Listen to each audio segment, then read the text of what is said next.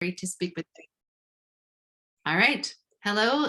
Great to be here and great to speak with the Coastal Resilience Network today. My name is Kia Bibby. I'm a senior science officer at the California Ocean Science Trust. I'm co-author of the report we're going to talk about today, and I'm going to be co-presenting with my co-author, Haley Carter, also a senior science officer with OST. We're going to talk about a project and report towards more equitable nature-based coastal adaptation in California, recommendations for improving social equity in funding, policy, and research. Just to tell you a little bit about the talk today, a little roadmap. We're going to start with a little about our organization. We're going to provide some framing for how we approach this topic and project. We will highlight a few of the specific recommendations emerging from it and share some of our lessons learned. We are intending not to go too long, famous last words, but to leave time for questions. This is a topic we are very interested in and continuously learning about. And if I were to prime a post-talk discussion or question for you all, just to mull over as we make our way through, the question I would ask is, what can we do or what can California do to take the next step towards more equitable coastal adaptation? And I say that because this project was a very broad inquiry into the nexus of social equity and nature-based coastal adaptation, and we are excited to see if there are particular threads that we ourselves or others can carry forward. Next slide. Thanks, Haley. You may know the California Ocean Science Trust, but I did want to share a bit about us because it does inform how we approach our work like this project. OST is a nonprofit created by a California statute that recognized the value of science to support California's ocean and coastal management decisions. We were intentionally designed as a 501c3 to be nimble and independent from the state. However, we do have formal links to the state and to academia as well. Our founding legislation, the Coastal Ocean Resources Stewardship Act, was passed in 2000, and we're happy to share today. It was actually recently updated just this year with Assembly Bill 2287. The new legislation reaffirms the essential role of independent science in spurring action on critical ocean and coastal issues, and it also updates our charge to reflect the expansion of a sustainable blue economy and an equitable climate future. A big part of how we work at OST is by bringing together expertise in different topics or disciplines to provide science advice in service of California's ocean and coastal goals.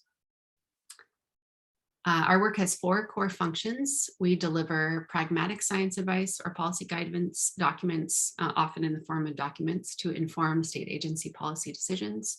We are perhaps most well known for our work serving as science advisor to the Ocean Protection Council, and we convene OPC science advisory team working groups.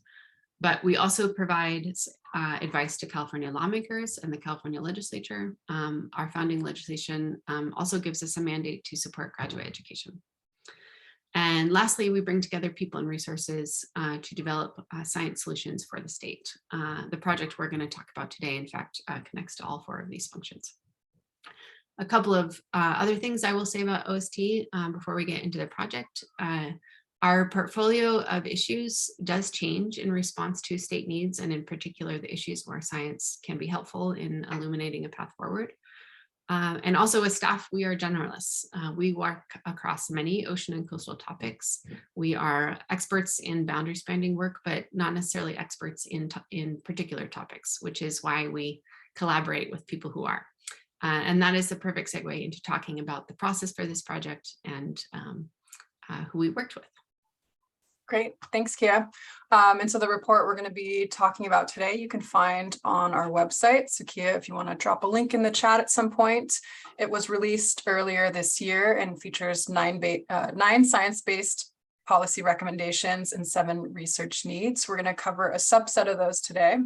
And the need for this project emerged from a gap that we saw in the nexus of equity and coastal adaptation. So we found a wide range of resources and best practices for embedding equity in grant making and policies broadly, and likewise many resources on coastal adaptation and living shorelines.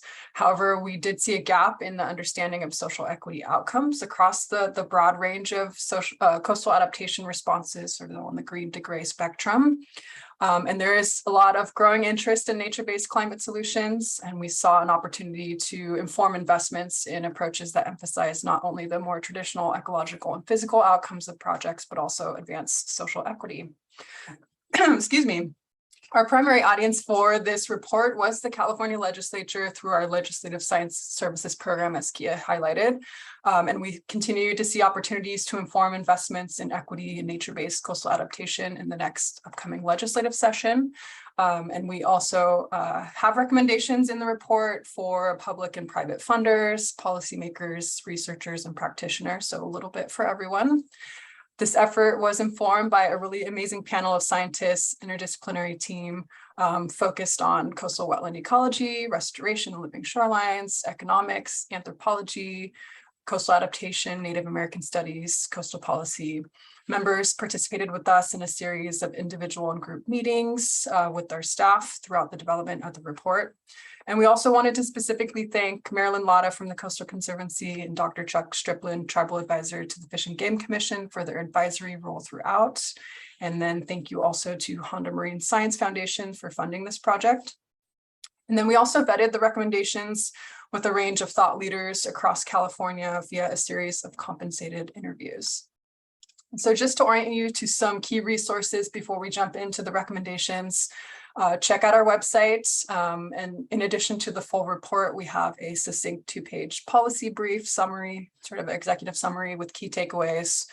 In May, we also hosted with the Coastal Conservancy an Ask an Expert briefing for the legislature and other partners on this very topic and report. That's available for viewing as well. And then lastly, we pulled out recommendations and science needs into 2 tables that are available for downloading separately. It is a long report. We try to make them as short as we can for lawmakers, but if there's one thing to read, take a look at the tables, and that can guide your time on where you want to dive in further into the report. And today we're going to highlight a subset of the key science-based policy recommendations and needs, but please do check out the report for the full list of resources. And just to orient us, so we're all on the same page about what we mean by equitable coastal adaptation. At its core, equitable coastal adaptation requires prioritizing adaptation efforts, investments, and engagement in frontline communities who experience higher levels of environmental degradation and social vulnerability as a result of historic policy choices. And throughout our report, we rely heavily on the Greenlining Institute's definitions of social equity in frontline communities. And here we use frontline communities throughout to include lower income communities, communities of color, Indigenous peoples and tribal nations, immigrant communities who are especially vulnerable to the impacts of climate change because of decades-long pervasive socioeconomic conditions that are perpetuated by systems of inequitable power and resource distribution. And in the report, we also do point to several resources for identifying frontline communities in California. And I think the panel recommended that these are good resources as starting points for initial screening tools, though their uses and outputs vary and they don't capture all facets of equity. For example, there's a paucity of tools for considering climate impacts to tribal communities and resources. And some of these tools also miss finer scale communities, for example, smaller than sub-census tract. Given the regional differences in the cost of living, particularly for the coast, some of these screening tools might miss some smaller communities living along more affluent coastal regions. So use of these tools should be paired with proactive outreach and community engagement. And also a research need came out of this, which a need for more integration across existing tools. And then our definition of living shorelines, I think there's many out there. We kept it intentionally broad, pulling from multiple definitions and interchangeable terms used and operationalized in different ways by agencies and practitioners.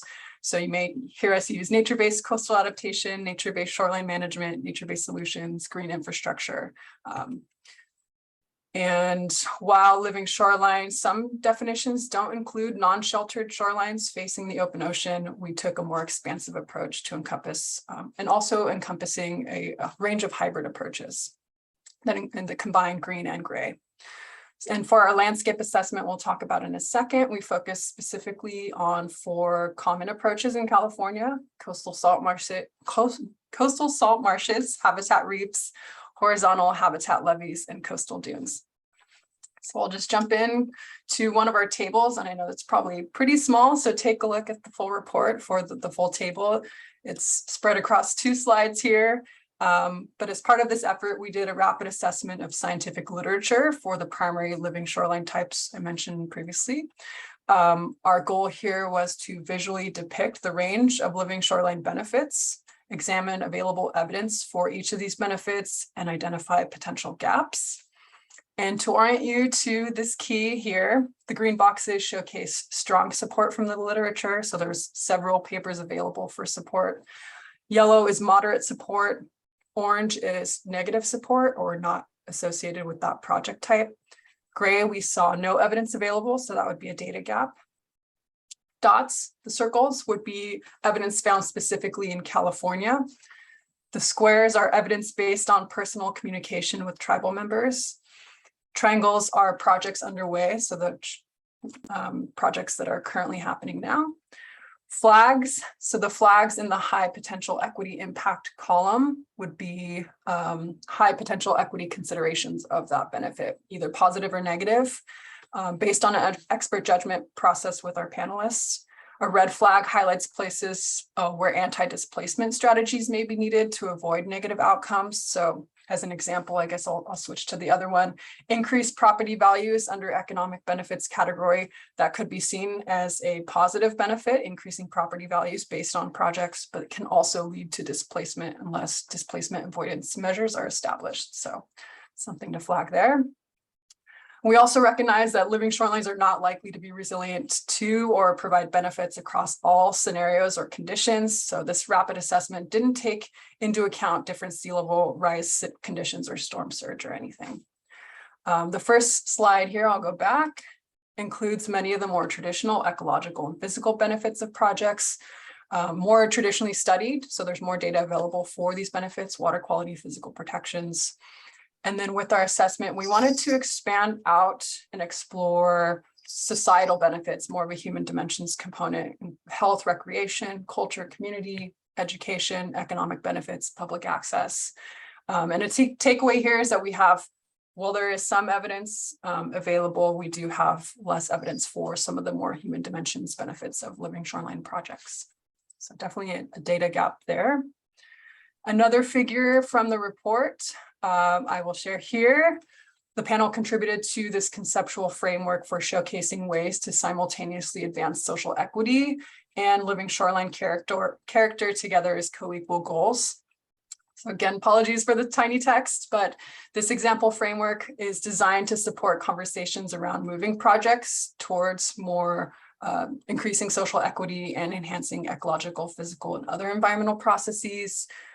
So to orient you to our figure on our x-axis, we have living shoreline character, which you can think of as moving from grayer to more greener approaches. For example, this may encompass projects that enhance ecological function, increase habitat or biodiversity, provide physical protections.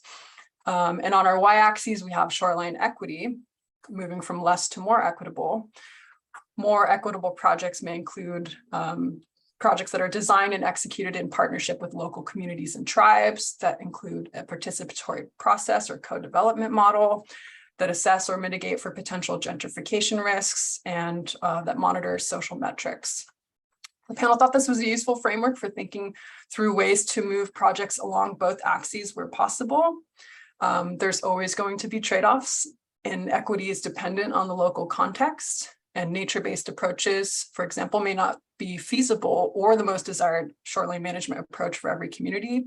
So for example, some living shoreline projects may require spatial closures to protect nesting seabirds or critical habitat, in which case you'll move along the living shoreline character axes, prioritizing ecological outcomes, but you're going to be removing public access, which is an equity benefit. In other cases, a community may prefer grayer infrastructure approaches like a seawall, if they protect a valuable community resource at imminent risk of sea level rise. So in which case you're going to be moving along shoreline equity, but not necessarily the shoreline character. So the key message here is that there's going to be trade-offs, and equity is context dependent. So you'll need to understand the local context. It's essential to informing equitable approaches that benefit both nature and people. So Kia, I will pass it over to you. Thank you. So with that helpful summary of the framing and foundation for how we approach this project, we're going to summarize a few of the recommendations for you. As Haley mentioned, there are 9 recommendations and they're loosely organized in the report by a related theme. For each recommendation, we provide a short justification for why it's important, and then also a handful, 2 to 5 sub recommendations that include ideas, examples, strategies that could be explored to learn how to operationalize on that recommendation. The sub recommendations, they're labeled how in the report, are where the best ideas and solutions that we captured from our conversations live.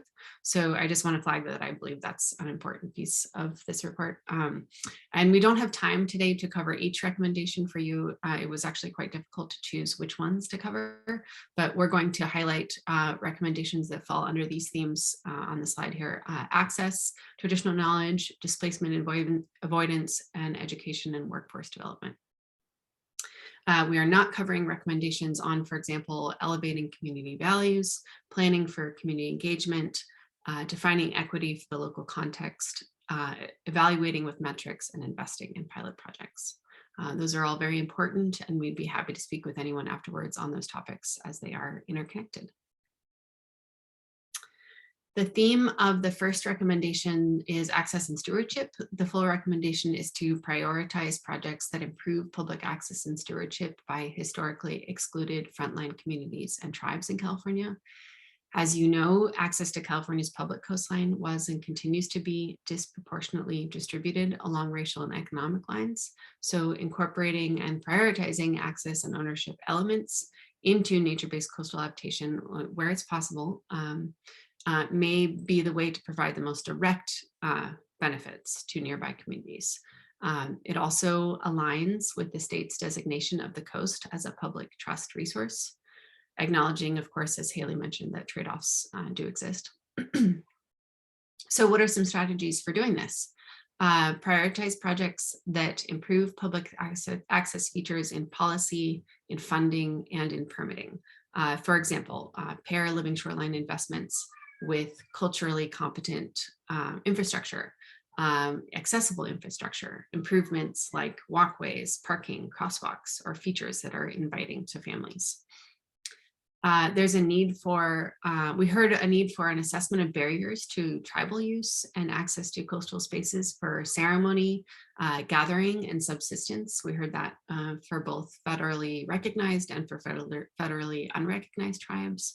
There was a lot of interesting solution proposed in this area. For example, exploring removing permit fees for tribal taken access to state and federal lands. One interviewee suggested this can be done via legislative changes or updates to the California Fish and Game Code. We heard about MOUs between state park and tribes around cultural natural resources, where essentially parks transferred the process of granting individual permits to tribes. We also heard that the state permitting process for tribal member access is more complicated than for federal access, which has one permit. So there may be opportunities to learn from that and streamline the state permit. Lastly, support opportunities to expand coastal resource co-management and land return to restore Indigenous knowledge, stewardship, and practices. Funders and permitters can encourage and prioritize projects that have co-management and land return elements. Also, another idea, grant eligibility could be expanded to fund the return process, which also often has aspects like surveyors or legal fees, that sort of thing. Both state and private landowners have a potential role to play here, including conservation orgs that hold coastal land. Noting, of course, Governor Newsom's committed $100 million to this to fund tribal-led land return and climate adaptation. This is in alignment with this recommendation. And I would flag that our report provides short descriptions of 4 examples of land return. Shout out to our wonderful intern, Olivia Wan, who compiled them. And we'll move on to traditional knowledge with Haley. Great, thanks, Gia. Another one of our recommendations, recommendation 6 in the report, is incorporate traditional knowledge systems in coastal coastal restoration policies and climate initiatives. All California lands, including the coastal landscape, are tribal lands that Indigenous communities have stewarded and managed since time immemorial.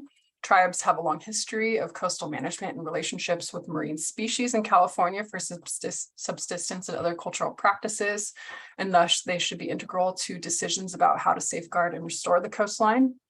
Living shorelines may also have a role to play in mitigating sea level rise and other coastal hazard threats to tribal subsistence and heritage sites.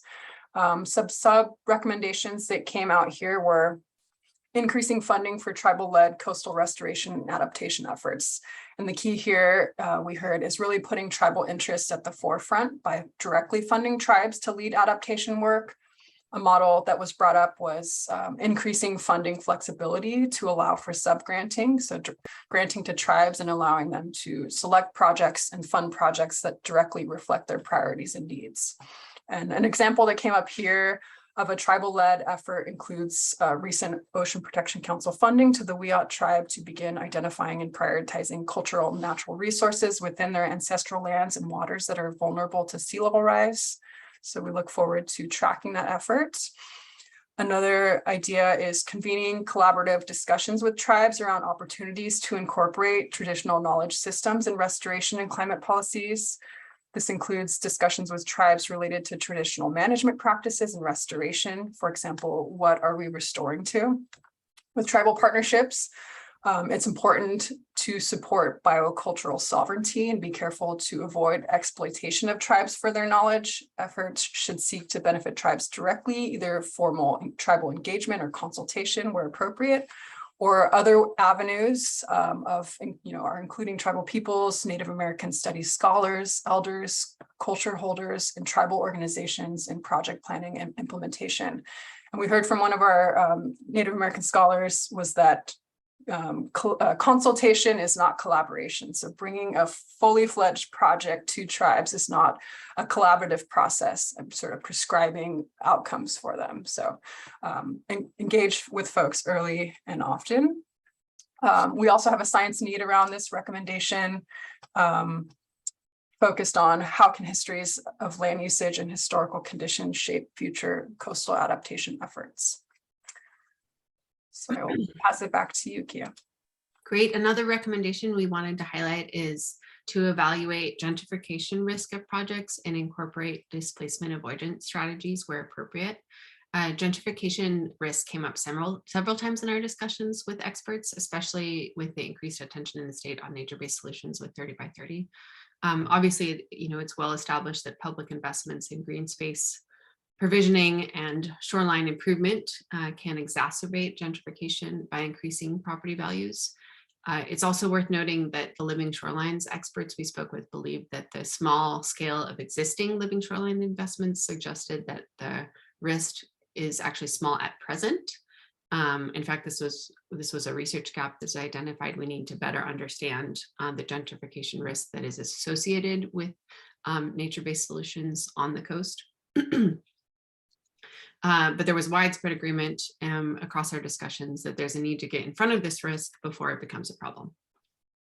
And ideas for how to do that: analyze and consider gentrification risk of coastal adaptation projects. Of course, the risk will vary based on the benefit profile that a project would provide. Projects that have more public access, like Haley was saying earlier, projects that have more public access or green space may be associated with a higher risk than projects that are, for example, solely shoreline protection. Funders can incentivize displacement avoidance strategies. Possibly the state could expand collaborative interagency grant programs to do that sort of thing. Flagging that the report has a little bit of a deep dive, a little box on displacement avoidance strategies to consider pairing with coastal adaptation. It covers, for example, affordable housing production and preservation, tenant protections, small business, and neighborhood support for small business and neighborhoods. And finally, pair funding for coastal adaptation with broader climate and equity initiatives. For example, funding for facilitated convening with housing authorities, city officials, and community groups to explore feasible anti-displacement measures. Moving over to education and workforce development. Great, thank you, Kia. So research based on coastal habitat restoration efforts in California and the broader US have shown that restoration projects and living shoreline projects can provide long-term economic gains and contribute to job creation. Boat operators, scientists, construction workers, surveyors, equipment operators, nursery workers, and more. Building workforce development and educational opportunities into coastal adaptation projects can help ensure economic benefits stay in the local communities, reducing risk of displacement and building place-based stewardship.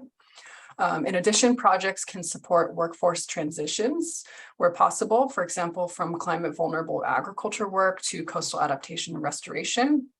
Can also create economic resilience to climate forced shifts in labor on California's coast, such as shifts in agriculture activities due to extreme heat.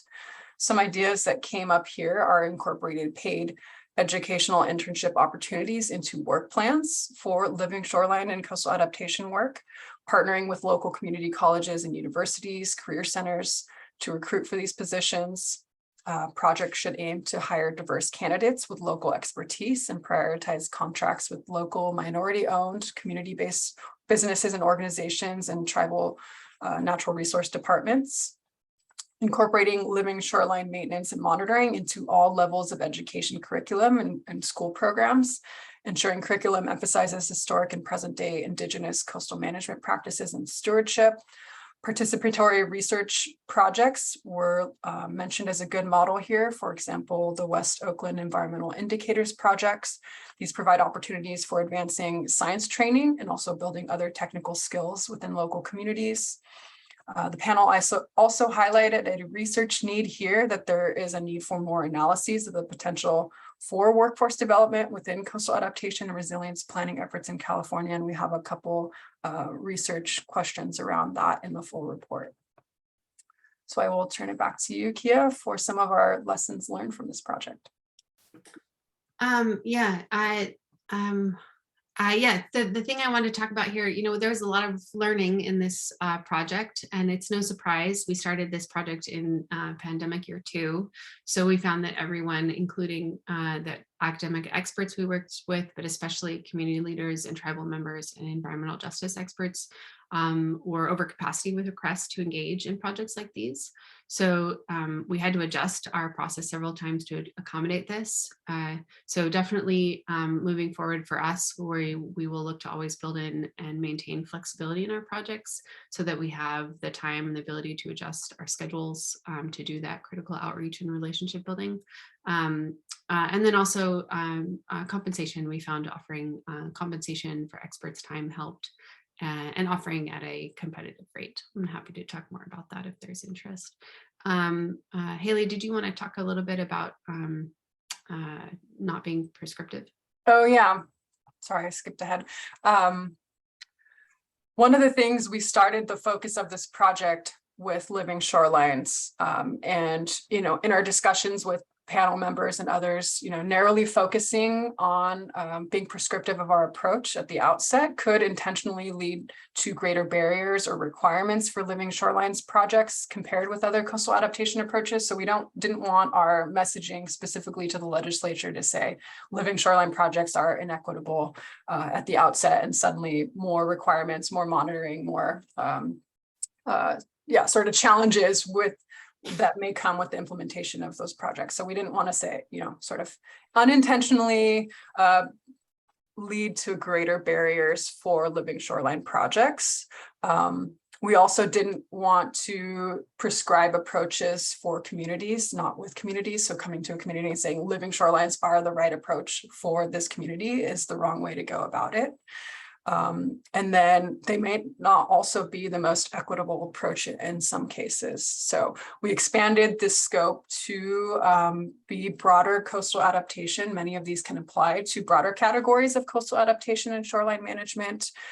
So we did sort of increase our scope based on some of our learning throughout the process. And we do still have specific recommendations for living shorelines and equity, but many of these also can apply to broader categories. Exactly. So moving on, we're wrapping up here. Acknowledgements.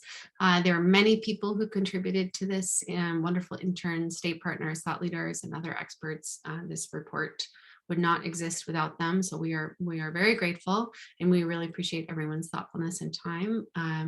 And just to put up our last slide, there's our contact information. Sorry, this list of acknowledgements is the folks in particular we wanted to call out, in addition to the academic panel that Haley brought up earlier. So thank you so much for listening. Happy to answer questions about our findings or our process. You know, I would have loved, I understand for tech reasons, we didn't have the chat function available today, but we don't have the chat function available today, but I would have loved to have posed that question that I suggested at the beginning of the talk to all of you, just to hear your responses, or to hear your responses and reactions to the content we covered here. We are, like I said, continuously learning about equitable nature-based solutions on the coast, and always happy to hear of more case studies of where this is being done well. And yes, thank you so much for having us, and yeah, opening it up to Q&A. Wonderful. Thank you so much. What a robust and important report. So as questions start to appear in the chat, and please go ahead and write in your questions as you have them. I have one myself. So these are all such wonderful and thorough recommendations. I saw that there are, it looks like, at least 8 in the report. So how do you suggest those working in this space prioritize these recommendations for their own projects?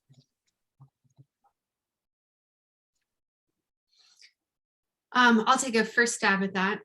I would actually start with the order of the recommendations that we have. The first one is very focused on elevating community values and interests, and so I would start there, and then I would also follow on with there is one that we didn't cover today about defining equity for the local context. I'm assuming that the person asking this is maybe somebody who has a specific project at a local level that is looking to move forward a certain you know, a living shoreline or a different nature-based solution on the coast.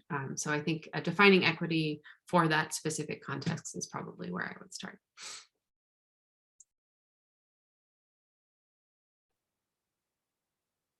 And then look for opportunities to incorporate the elements related to the recommendations that we highlighted today. So are there ways to incorporate access? Are there ways to incorporate displacement avoidance measures? Are there ways to add education opportunities? That sort of thing.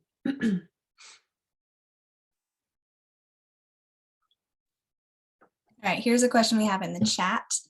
Increased property values on the coast is a definite socioeconomic inequality factor. How are you going to promote to maintain public access to the ocean when people are going to start complaining about their property values going up? And how can their property values continue to increase when the public has access to the beach, an ocean in front of their expensive domicile? So kind of that balance between public access and then people's property. How do you, and NIMBYism, I guess, kind of too.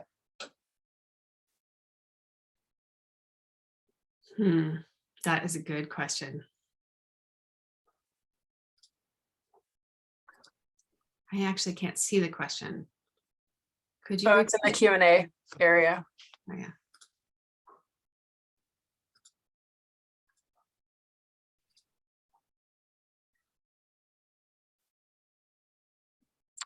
Yeah, I would say, you know, I'm not an expert in sort of the economics of this, but one of our panelists, Giuliano Khalil, has done some economic analyses for coastal adaptation. So I can definitely provide his contact information if folks are interested in reaching out to learn more about that. Yeah, I mean, that I definitely see that as a challenge.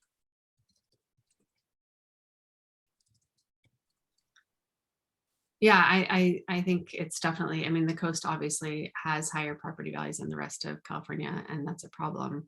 And I think that's why we are suggesting displacement avoidance strategies be included with any greening, so that problem isn't further exacerbated.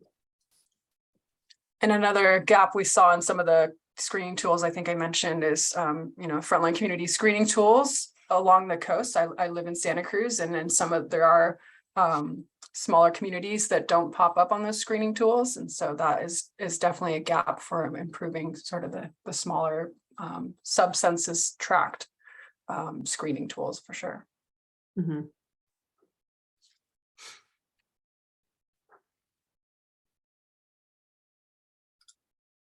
And someone asked too about which tribe was doing the sea level rise work. I think that was in reference to the Wiat tribe. So I did provide a link. HSU, I think Dr. Lori Richmond is leading some of that work at HSU with the Wiat tribe. So take a look at their sea level rise project page I linked in the chat box.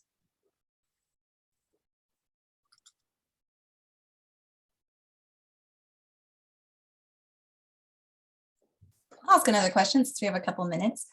Was there anything in your research that surprised you as you were going through it, or did everything kind of fit and this helped solidify through research that, you know, the common conception were valid?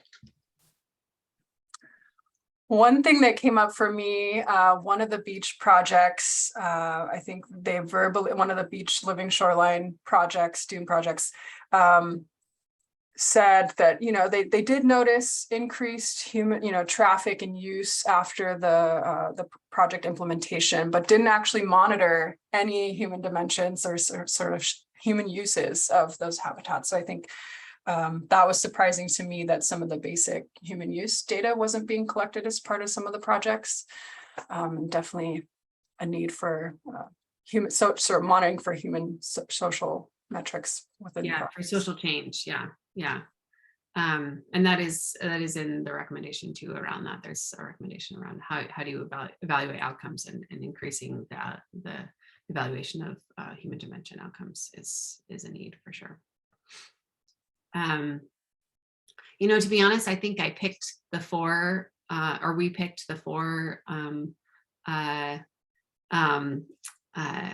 topics that were a surprise to me, or that were learning edges for me. The opportunities to sort of think a lot bigger than just living shorelines or nature-based solutions on the coast. It was opportunities to think about how can we connect this to other initiatives like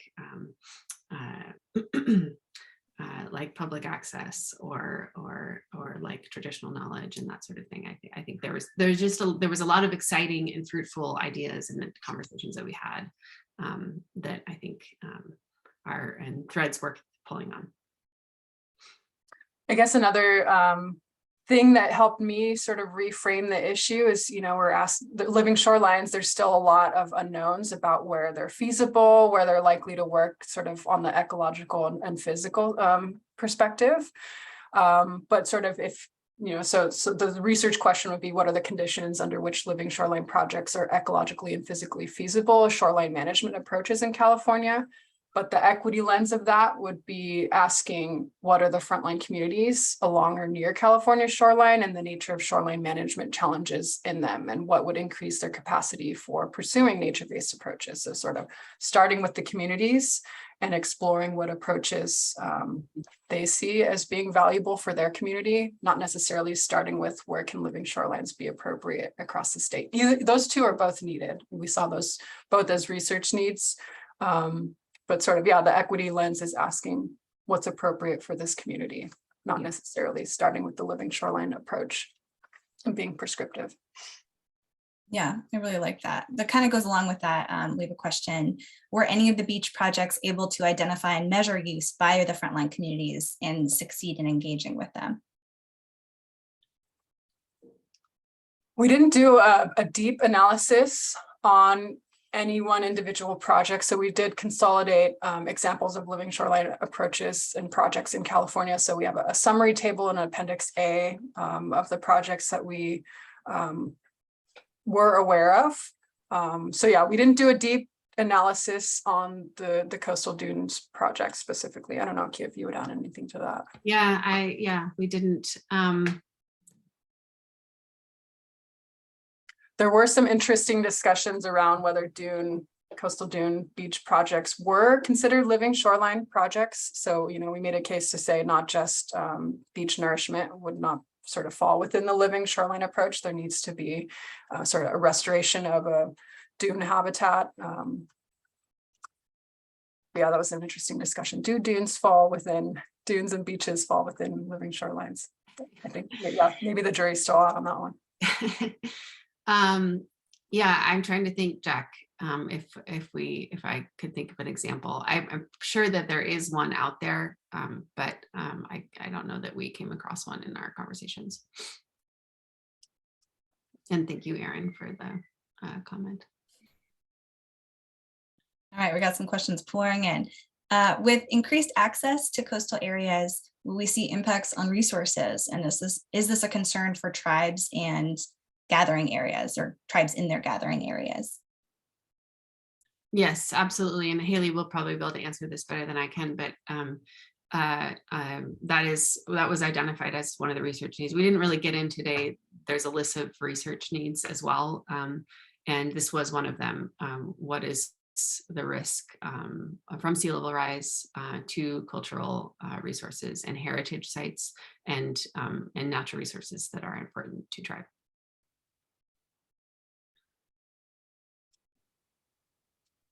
But I guess, yeah, so the answer is we don't know. That is a good question to ask, and we don't know the answer. Yeah, and I think it goes back to the trade-offs too. You know, we saw, I don't know if we listed in our the benefits table of, you know, using the coast as cooling areas with increasing heat waves, you know, so increasing access could provide more access to people to use the coast for those types of things, but also going to put strain on coastal resources and gathering areas. Mm-hmm.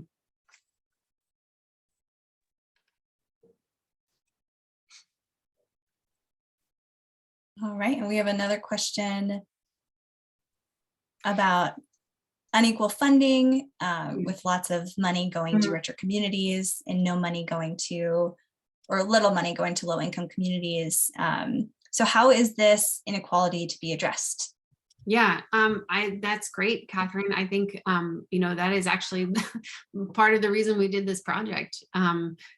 We also found that was the case. We actually even found a study that showed that in California, restoration of stream resources is actually more likely to be in affluent and whiter communities.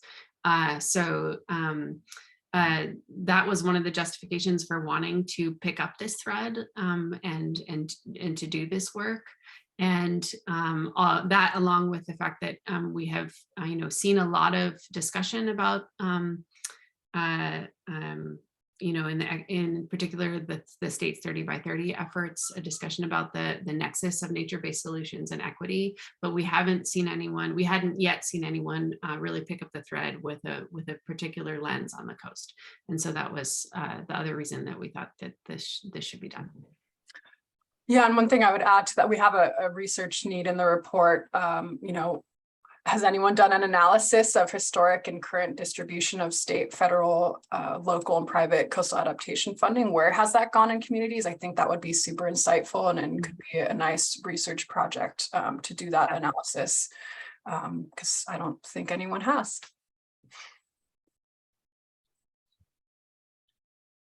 Great, and we have another comment. We also find that people going out to gather with permits don't know how to gather responsibly, not sure how to fix this. And I think that's, yeah, there are a lot of, I've noticed in this conversation, there are a lot of problems, but there are a lot of really innovative, there's a lot of space for innovation and a lot of space for really thinking through the problem and figuring out, well, how are we trying to address it? How are we trying to be equitable and how we address it as well? Mm-hmm. All right. Yeah. Yeah. Okay.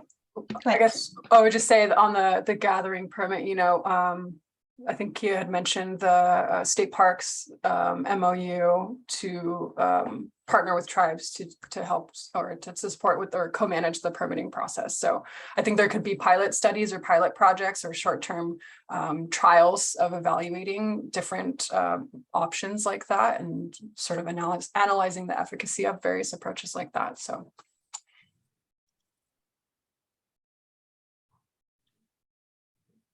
Great. All right. It looks like the chat is slowing down. So we can end early. There's no reason we can't. Thank you all so much for attending. I'm going to put a quick link in the chat for the Coastal Resilience Network. So if you want to sign up for, if you're not already a part of the network and a member, you can sign up for that. It's free and you'll just get invitations to other webinars like this. Our next one is coming up on November 10th. Thank you so much, Kia and Haley, for coming and giving this presentation. I'm really excited to go through the report more thoroughly now and to learn more. And I'm excited for what comes of it. It sounds like there's a lot of really exciting things that could happen. So thank you all so much. Have a great day. Yeah, thank you, everyone. Everyone, thanks for coming. Bye.